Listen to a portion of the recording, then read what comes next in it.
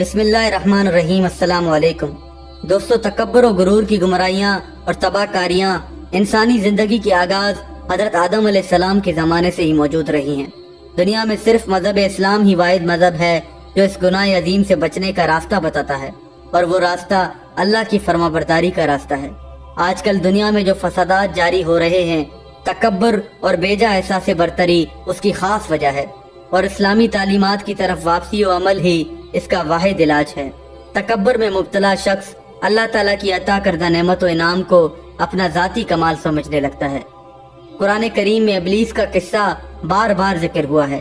उसे अल्लाह ताला ने आग से पैदा किया। जाहिर है कि उसमें उसका कोई जाती कमाल ना था, लेकिन उसने उसी को वजह इफ्तिखार और घमंड बना लिया, जिससे मगलूब होकर अल्लाह के हुक्म से सरताबी, सरकशी और नाफरमानी कर बैठा और बंदगी के हक को अदा न कर सका। दोस्तों, घमंडी लोग अपनी ख्वाहिशात को ही अपना आला बना लेते हैं।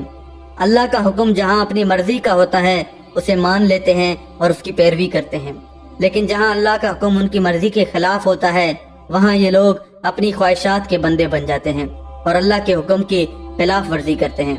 दोस्तों, आखिरत से गफलत, तकब्बुर और गुरूर पैदा होने की एक खास वजह है। याद रहे कि अल्लाह ताला तकब्बुर करने वालों को बिल्कुल पसंद नहीं फरमाता। जैसा कि कुरान में फरमाया गया है कि बेशक अल्लाह को कोई तकब्बुर करने वाला पसंद नहीं, और किसी से बात करते वक्त अपने गाल ना फैला, गर्दन ना टेढ़ी कर और जमीन पर इतराता ना चल। बेशक अल्लाह को कोई तकब्बुर करने वाला पसंद नहीं। अंदरूनी अजमतों पर अकड़ना फखर और गुरूर कहलाता है, जैसा कि इल्म, हुस्न, खुशावाजी और हस्ब नसब पर अकड़ना, और बैरूनी अजमतों पर अकड़ना इख्ताल कहलाता है, जैसा कि मालो जायदाद पर अकड़ना और नौकर चाकरों पर अकड़ना।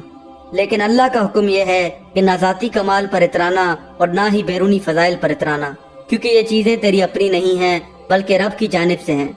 जब चाहे वो वापस ले ले। इसलिए तकब्बुर ना कर और लोगों को हकीर ना समझ। जब लोग तुझसे हम कलाम हों तो उनसे मुंह ना फेर ले, या गाल फैलाकर या गर्दन घुमाकर बात न कर।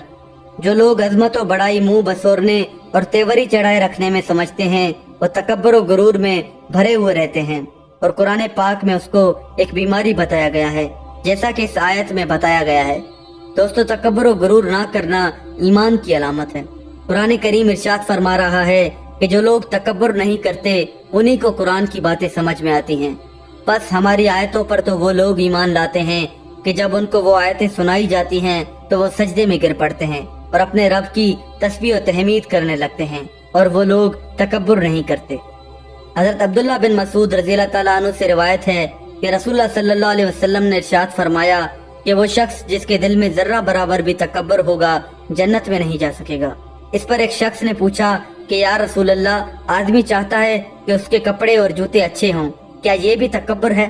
तो आप सल्लल्लाहु अलैहि वसल्लम ने फरमाया कि नहीं, ये तकब्बुर नहीं है। अल्लाह ताला साहिब जमालो कमाल है और जमालो कमाल को पसंद फरमाता है, बल्कि तकब्बुर की मानी है कि अल्लाह के हक को अदा न करना और उसके हुक्म से सरताबी करना और खुदा के बंदों को हकीर जानना। दोस्तों, कायनात की हर चीज अल्लाह रब्बुल इज्जत की फरमाबरदार है। अजीम कहकशाओं, सितारों और सैयारों से लेकर एक छोटे से छोटे जर्रे और उसके जर्रात तक सभी अल्लाह वाहिद के बताए हुए रास्ते पर और उसकी दी हुई हिदायत के मुताबिक चल रहे हैं। जैसा कि इरशाद बारी ताला है कि वो आसमान से लेकर जमीन तक हर अमर की तदबीर करता है।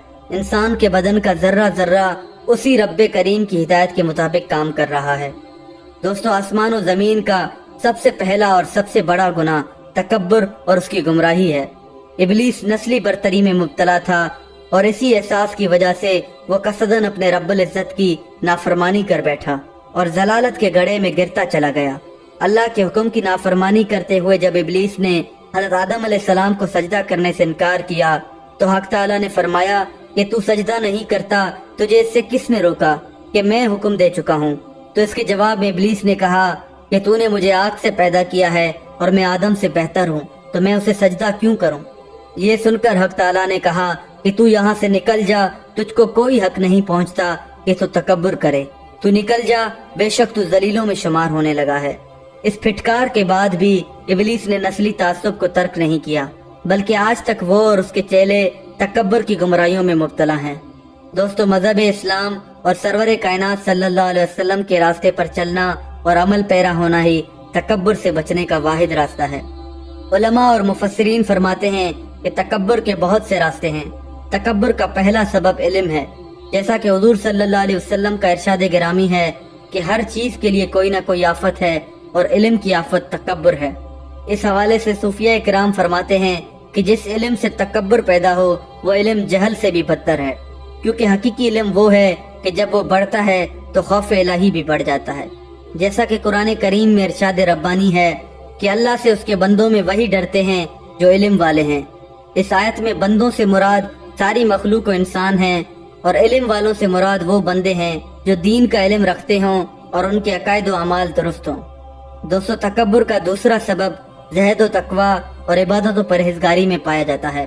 कुरान करीम में अल्लाह ताला इरशाद फरमाता है कि जो लोग मेरी इबादत पर तकब्बुर करते हैं वो बहुत जलील होकर जहन्नम में दाखिल होंगे।